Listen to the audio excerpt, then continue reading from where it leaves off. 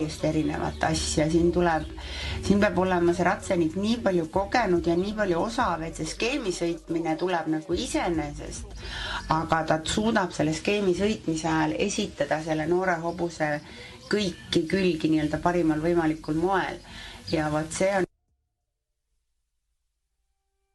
et noored ratsanikud on Eestis väga tublid, aga jah, ma ütlen, et kasvatajatel ka, et ei ole ju lihtne leida seda õiget ratsastajat sellele õigele hobusele või ponile. Nii, aga äsja startinud Diana Aleksejeva ja Bentley eile nende tulemus 58 või 5,8 punkti, siis keskmiselt täna 5,9, nii et natuke parandas, mitte oluliselt, eile 5. koht. Vaatame, kuidas täna teised osalejad, kuidas läheb. Aga siin meie ees tundub takistussõitja Rebecca Vaste ja sellise vahva nimega täkupoiss Okk ja Eesti sporthobune, aga huvitavad liinid, et Ovaro van de Kattenberg ja tuntud agrovorms Amerigo. Kristi Märks on kasvataja, Kristi Märks on omanik. Selline suur raamikas täkkujurakas sõna otseses mõttes, aga ta on üsna kergekene tegelikult ja eile nende hinded jäid pisut alla 7 ümmarguselt, oli kõige parema hinde saigi Samm. Täna natukene on näha just see teise päeva eripära noortehobuste klassides, et Sammu hinne kipub madalam olema, kuna nad on lihtsalt väsinud ja nad ei jaksa ja siis nad just saavutavad sellist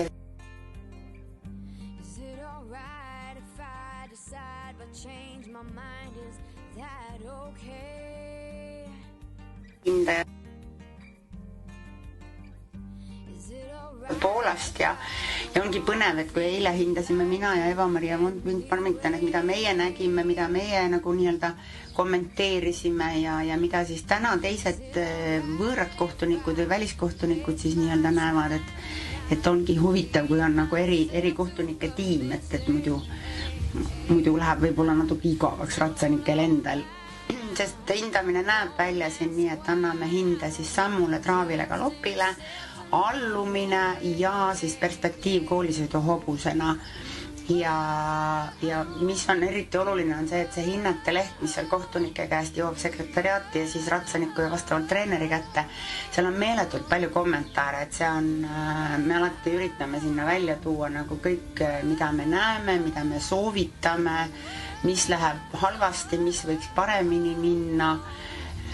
Siin eile oli selle täkupoisi Galopp 6,5 ja ega ta täna ka väga nagu koos ei püsi, et siukene natukene näha, et nii suur liikumine. Täna on tulemas üks väga huvitav hobune Liivakutallidest, eilse teise koha omanik Spotlight siin samas 5. klassis ja võt seal on nagu, meil oli eile täitsa juhe koos, et Traavsamm, no tõesti täitsa toredat sammuga oli natuke muresid, aga siis oli Galopp oli nagu maailm on nii suur, et lihtsalt mõõtsin ära, lugesin ära, 10 fuleega võtab 60 meetrit, et nagu mida sa sellise Galoppiga teed. Me andsime kõrge hinde, aga küsimus ongi, et kuidas see Galopp kokku korjata ja natukene sellel Okil on ka sama asi, et see Galopp on hästi raamikas ja selline maadhaarav, aga tal ei ole sellist nagu kontrolli või ta ei ole nagu ühendatud, et ja aga nüüd ongi, et ma üritan ka, te kuulete ka oma ülekandes neid kohtunike kommentaare, ma kuulan ise ka, üritan väikse kokkuvõtte teha eesti keeles, sest väliskohtunikud räägivad inglise keeles. Aga jah, Rebecca, kes on ise hästi väikest kasvu ja siis on sellise täkujuraka seljas, et ega see elu lihtne seal ei ole.